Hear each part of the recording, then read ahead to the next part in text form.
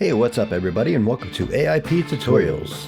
In this episode, we're going to be taking a look at how we can create this interactive volume bar graphic. Now, when I say interactive, I mean this is actually being driven by an audio clip. So we're going to take a look at how we can create this graphic and also how we can get it to react to audio. All right, so let's get started.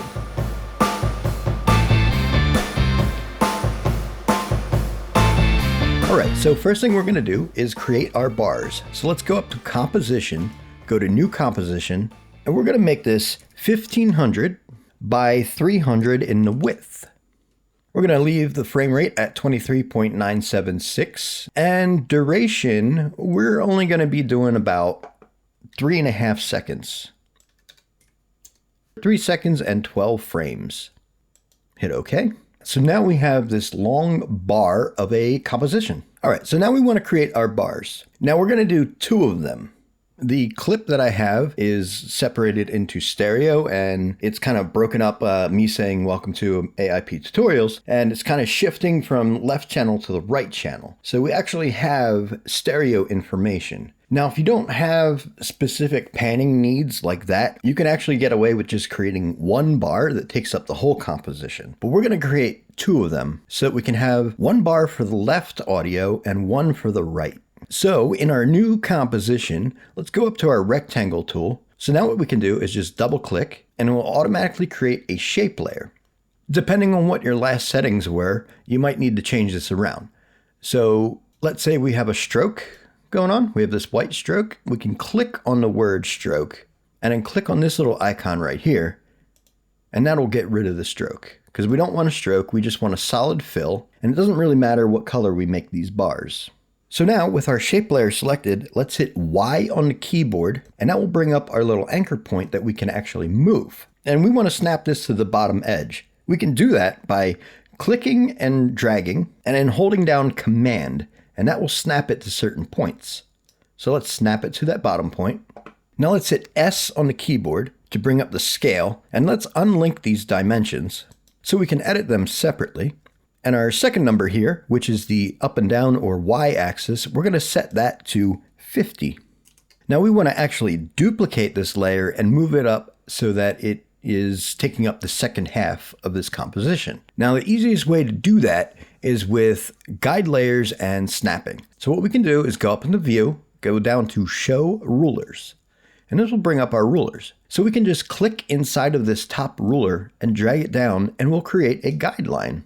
Now we want to get this dead on in the center of our composition. So what we can do, we'll just move it to about where it needs to be. Now let's go to our title action safe down here and turn that on. And let's zoom all the way in there. And we're going to get this line so it is perfectly aligned with this. Boom, just like that. All right, so let's fit this back up to 100%. And now let's duplicate our shape layer, Command D. And with the Move tool, we can press V on the keyboard to activate that. With the Move tool, let's move this up. Now, before we do that, we want to go back up to View and make sure Snap to Guides is checked on. Let's start clicking and dragging and hold Shift while moving up. This will move it in one axis, and we can move it up and it will snap to this guideline. So now we have, if we get rid of this and maybe hit Shift Command H, that'll hide any overlays. Now we have what looks like just a solid gray background. All right, so let's turn off our title action safe. So we have our 2 bars. And real quickly, we're going to rename this. So this bottom one is going to be called Right Audio. All right, so this top one, if you can guess what that's going to be called, I'll give you $1 million fake dollars. This one's going to be Left Audio. All right, so we have our left audio and our right audio in the form of bars. Now we're not going to jump ahead to actually making this interactive because we need to, it's a lot easier to set the whole graphic up before we get into that. So now what we can do is take both of these layers, Shift Command C to pre-compose it, and we'll call this DB Bars PC. And that stands for Decibel Bars Pre-Composition. So let's just hit OK. And that'll put our 2 layers into a nice little container. So now we want to separate these 2 bars and also create a border around our entire composition.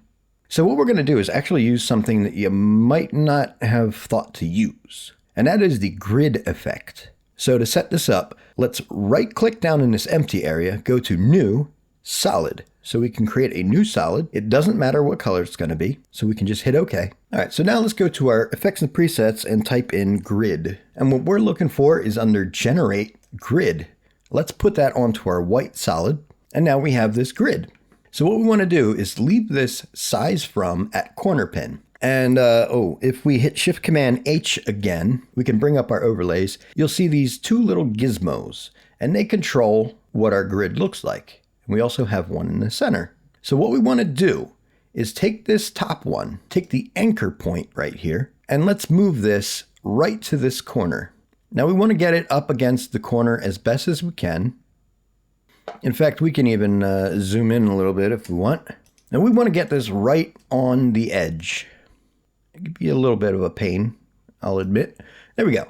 That's good on there. So let's go back to fit up to 100%.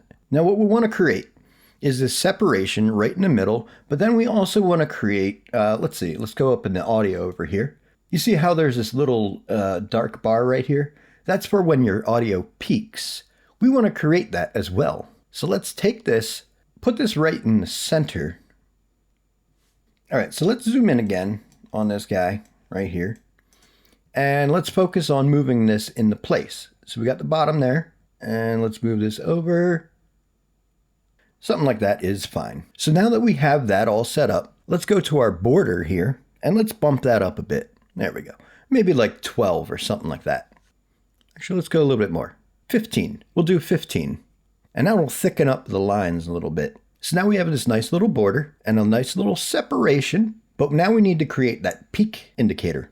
And the way we can do that is let's just click out of here, make sure none of our layers are selected, and let's go to our pen tool.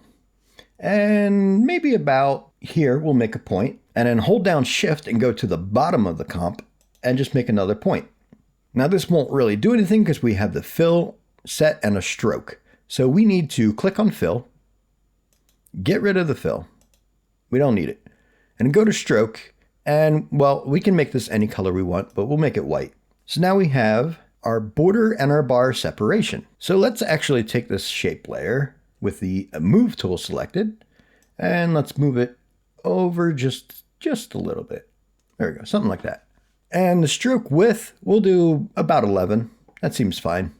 So now we have the parts of our mask completely finished. So let's select our white solid with the grid. In fact, let's call this grid and line. So let's take our line and our grid, select both of them, Shift Command C to pre-compose, and we'll call this DB Bars Matte. All right, we can hit OK. All right, so now let's go to our DB Bars PC, and where it says Track Matte, now if you don't see this, you can click on this button down here to toggle switches and modes until you get to the Track Matte information. So we're going to set that to Alpha Matte Inverted. Now we've basically cut out that border from our bars PC. So now that we have our DB bars all set up, let's create the actual border, and we're going to be doing a white border. So with no layers selected, this is important, with no layers selected, we're going to double click on the rectangle tool. Now we have our border that we can actually adjust, and we'll bring this down to we'll do 7 pixels. And let's actually name that border. All right, so that's finished. Now what we need to do is create our color gradient. All right, so let's right click down in this empty space, go to New, Solid, and it's not gonna matter at all what color we make it again. So let's just make it whatever color it pops up as. So we're gonna be creating a gradient that goes from green to yellow to orange and then to red up at the top. So the first thing we're gonna add to our white solid is a linear wipe, and that is under Transition Linear Wipe. Now let's add that to our white solid. So if we start moving this transition completion, we can see that it's coming out from the left and going to the right. But we actually want to switch that around, and we can just do that by adding a negative sign in front of that 90 degrees on the wipe angle. So now we can bring this transition completion down to about 15 or so for now. We'll readjust it when we get down to it. So we'll do 15%, and we're gonna bump the feather up a whole bunch, maybe 350. Now, on top of that, we're going to add a Colorama, and that is under Color Correction, Colorama. We're going to add that to our white solid right below our linear wipe. Now, if we open this up, and this is what we're going to be using to colorize our bars. All right, so let's go to Input Phase first. We want to get phase from alpha. Now we got a pretty little rainbow. All right, so let's close up our input phase, right? And let's open up our output cycle. Now let's just change this. Now let's just make this easier by switching this to ramp gray. So now we have a black and white gradient. But one thing I want to point out is that if we do the transition completion, you'll notice that we can actually see our bars in the background. We want this to be a solid so you can't see anything behind it. So what we can do is go down to Modify and check on this Change Empty Pixels. So let's bring that back over. Actually, let's turn this off real quick and let's bring this so it is right here where we're going to have the red. Now let's do Change Empty Pixels. So let's double click on this white right here and just make this green. Cool. If we're tricky about it, we can select the black behind the white or behind the green and then double click on that. Let's turn this brightness all the way up and let's turn this to like an orange. And then we can also click anywhere on this wheel right here and we'll make this yellow. So we can adjust this depending on how much we want that the red to show up, or orange rather. So let's bring it to about here. All right, so let's click near this yellow right here. Move that back over so that we have two yellows. Now let's move this over so that we can spread that yellow a little bit further. There we go, something like that. All right, so now we have our green to orange, but what we want to do is create the red as well. So we're going to do that with a fancy little fill. And when I say fancy, I mean a normal fill. So that is under Generate Fill. Let's add that on top of our white solid. And this is already set to red, so that's good. Now, if you notice, we'll have a fill mask option. And we don't have any masks, so what we can do right now is turn off the visibility for this layer so we can see our bars. And let's take our rectangle tool and let's create a mask over just those little rectangles. All right, so let's turn this back on and set the fill mask to mask 1. What we also want to do here is go down to our mask option where it says add. Let's turn that to none. There we go. So now we have our coloring all set up. Let's pre-compose this white solid. And we're going to do move all attributes and we're going to call this bars color. All right, so now we can hit OK. Now, one thing to point out if we go back into our bars color is that this linear wipe will really set the tone for everything. So let's actually take our feather and make that even more feathered. So we have a little bit more of our yellow and a little bit less orange right here. All right, so that's fine. We'll leave it at that. So now what we're going to do is take our bars color and move that below our bars PC. Now what we're also going to do is take our bars matte and our bars PC. We're going to Shift Command C to pre-compose that, and we'll call this bars comp. There we go.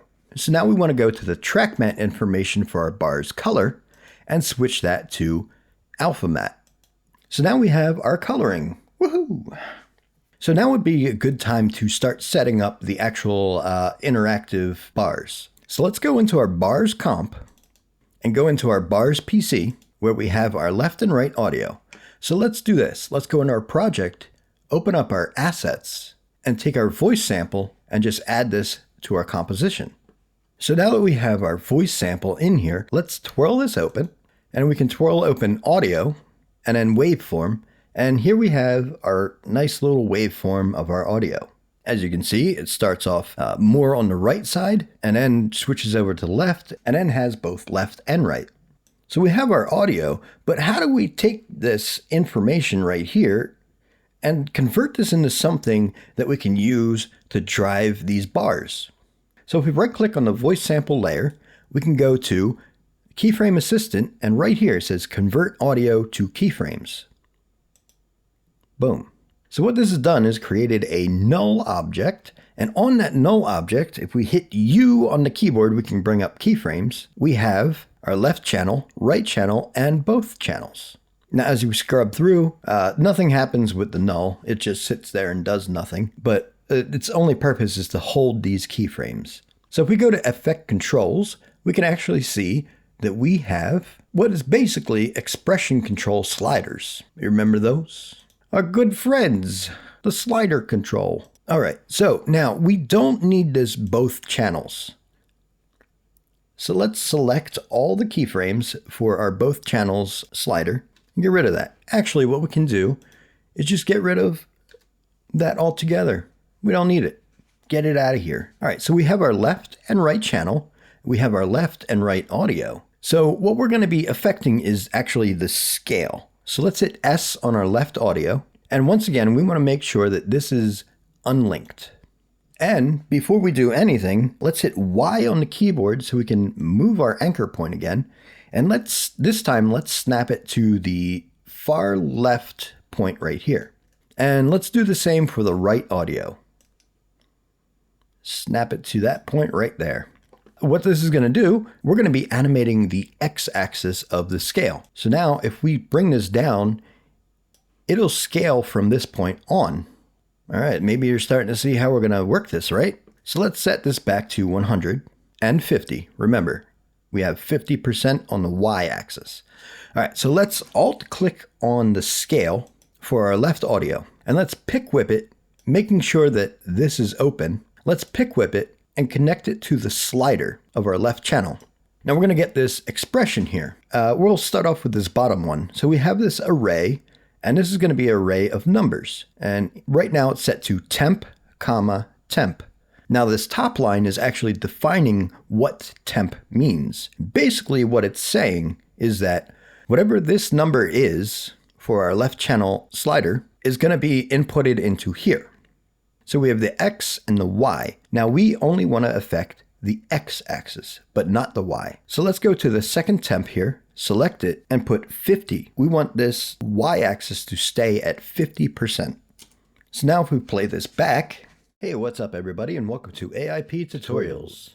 See that? It's already reacting. Now we have a slight issue, but we'll fix that once we set up the right audio. So let's hit S on the right audio, alt click on the stopwatch, pick whip to the right channel slider and change this second temp to 50%. Now I notice that none of these bars are actually reaching up to here. Now we want to get it all the way up there so we can display our full color gradient that we spent so much time making. So like I said, this temp is reading from whatever number this is going to be. We can actually multiply this number right here in our expression. So let's find a frame where the number is the largest. And that just happens to be right here, where the slider's at 12.52. That seems to be the largest of it. So let's go into our left audio's expression here. Let's click right after that word temp, but before the comma, and let's add times 9. So what we're going to do is we're going to try and make it go past the edge of the composition. And we've gone a little too far. Maybe 8. Yeah, 8 will work, because that brings us right to the edge. So now what we can do is go into our right audio and do the same thing, times 8. So this is basically taking whatever number these are and multiplying them by 8. All right, so now we have this our bars all set up. Now when we play this back, so you'll see over here, we actually have this color gradient, but as it plays, you'll see a brighter version pop up as it matches with the audio. Hey, what's up everybody and welcome to AIP Tutorials. So that's what we're going to create next. So we're going to duplicate our bars comp, but we're going to do that up here in our project window. All right, so bars comp, let's Command D to duplicate that. And let's rename this to bars static. So we can just bring that down here. And actually, let's duplicate our bars color, right? And move that down. So now we have this bars static and our bars comp. But what we want to do, if we open up our bars static, we still have this movement on our bars and we want to actually get rid of that. But if we go into our bars PC where the movement actually is and get rid of that movement, it will change it for our bars comp as well. So then we will go back to just having no movement at all. So now what we want to do is actually duplicate our DB bars PC. So making sure that you're selected inside this project window, Command D, and we'll call this bars static PC. So if we go back and open up our bars static, we'll see our DB bars PC. So let's take our bars static PC, select that in the project window, make sure our bars PC is selected. And we're going to click and drag, but we're also going to hold down Alt and then drag this over right over top of our bars PC. And that will automatically switch that up. So let's go back into it and let's just delete this null object layer. Now you're going to get an error. So what we can do is just double tap U on left audio and we can actually close up this contents and we're going to just delete this entire expression. And then do the same for the right audio. Double tap U, maybe clean that up, close down the things, and select the expression and get rid of it. So now we just have this solid line. So now if we go back to comp 1, you can see that we have actually this gray bar. What we need to do is take our bars static and turn that off and make sure that our bars color is set to the alpha. Another thing we might want to do is we only want to have one layer with actual audio. So let's turn off that. So what we have is a completely static gradient bar that we have. So let's take our bars color, hit T to bring up the opacity. Let's turn that down. There we go. That's all we need to do. So now we have both. Hey, what's up everybody and welcome to AIP Tutorials. All right, so before we move on, I want to change something with these keyframes. So let's go into our bars PC. Our DB bars PC. Let's open up our keyframes by hitting U on the audio amplitude layer. Now, what I want to do is actually get rid of half these keyframes. All right, so let's start selecting every other keyframe. Let's do it this way. Let's hold down Shift and let's just take both.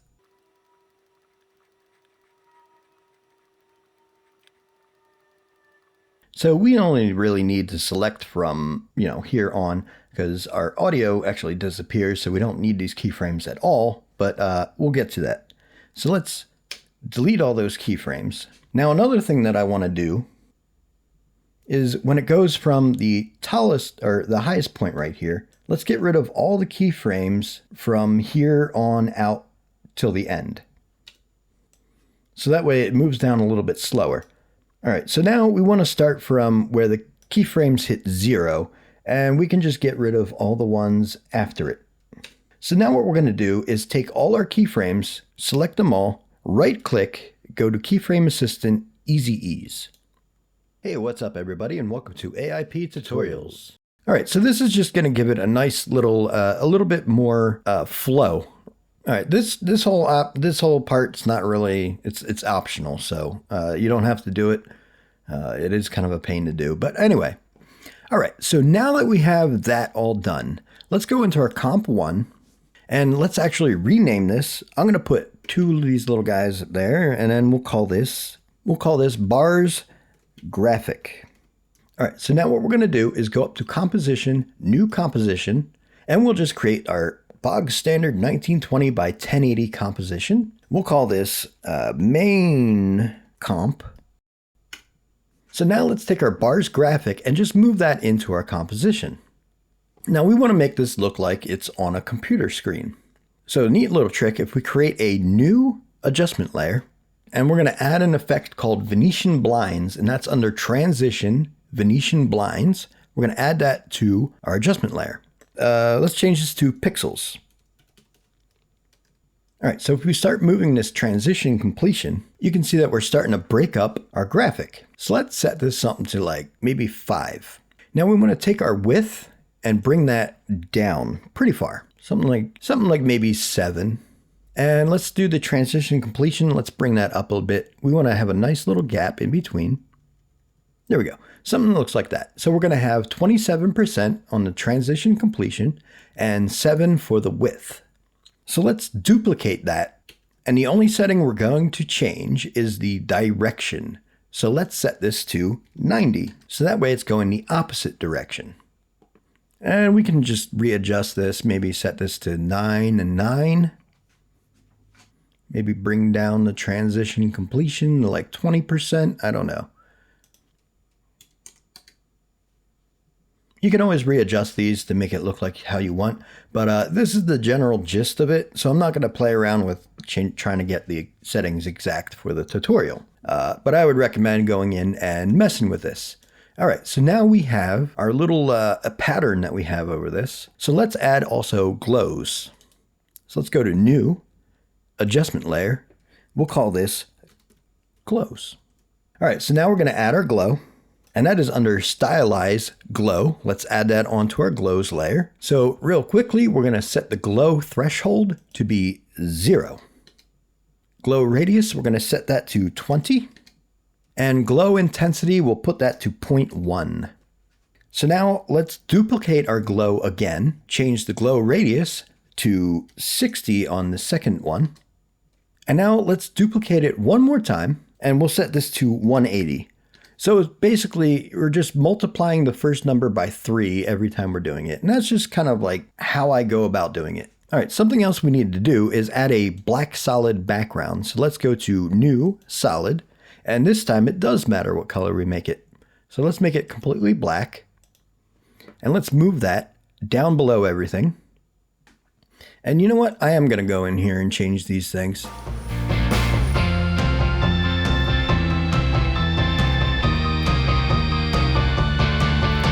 All right, so the numbers I have decided to randomly land on is 15% for the transition completion and 7 for the width. And that's going to be true of both our Venetian blinds. Let's go back into our glows and let's open up our second and third one. And let's set the glow intensity to 0.2 and 0.2. All right, so this background one that we made is showing up a little too strong.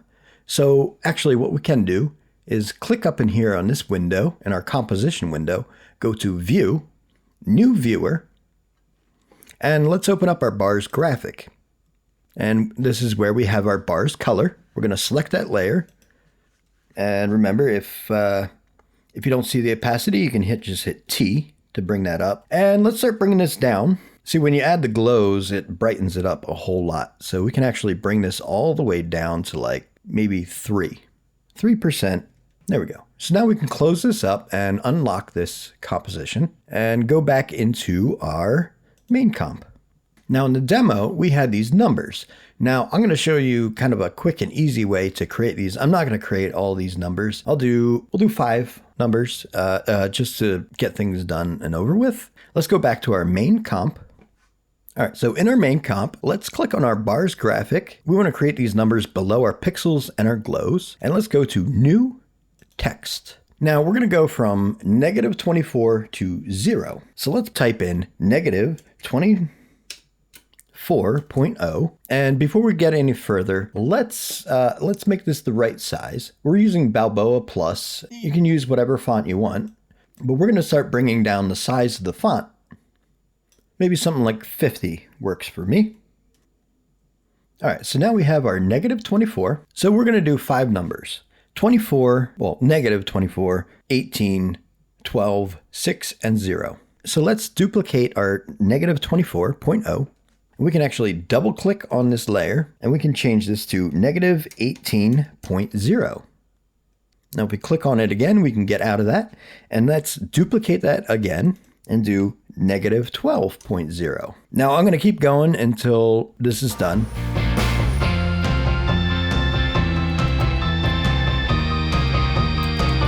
And there we go, last one, 0.0. Now we want to actually organize these and separate them evenly. So we can do that if we hit the V key on the keyboard and then go to our 0.0.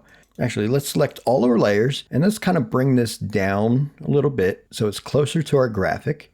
So let's take our 0.0, start moving that to the right and hold down Shift so that it only moves in the X-axis. And let's put that right before our little red markers right here. So let's go to 24, move that all the way over to the left of the bar. So let's take 18, let's move that over, and let's take -6 and move that over to the right. So now we have all the layers, but they're not evenly spaced. So what we can do is select all of them, go to our align, and where it says distribute layers, let's distribute it horizontally. Boom. So now we have our numbers, and you can go in and create however many you want. You can go in and create all these numbers if you want. That's up to you. I'm not doing that for the tutorial. All right, so now if we want to take this even further, we can take all of our layers inside of our main composition, hit Shift-Command-C to pre-compose all of them. We'll just call this everything comp. Hit OK. So what we can do is actually duplicate this twice to have 3 copies. So we're going to add an effect called Shift Channels. We're going to add that right to our everything comp, the top one if you want. And we have all these different options. Take red from, take green from, and take blue from. We want to set everything but the red to full off. All right, so now everything is completely red. So let's take our Shift Channels, copy that, and let's paste that onto our second copy of our everything comp. So now we want to take red, we want to switch that to full off. And then take green, we want to switch that to green. Now if we hide this top layer, everything is green. So let's do that one more time for our bottom copy. And this time we want to set everything full off except for blue. And we want to set that to blue. So now let's take our top 2 layers here and switch the blend mode to lighten. Now what you should see is everything to return back to normal, even though we still have our blue, green, and red. So this is basically mixing our colors back together. So what we can do from here is take our top layer, and with our arrow key, we'll just bump that to the right once. Just like that. Now we can take our second layer and bump that to the left. So now we have this kind of like chromatic aberration look going on, and it just makes it look a little more digital, if you will. All right, and with that, that is the end of the tutorial. I hope you learned something. If you did, hit the like button, subscribe, hit the notification bell, do all the stuff. Do all the stuff. All right, thanks for watching, and I'll see you next time.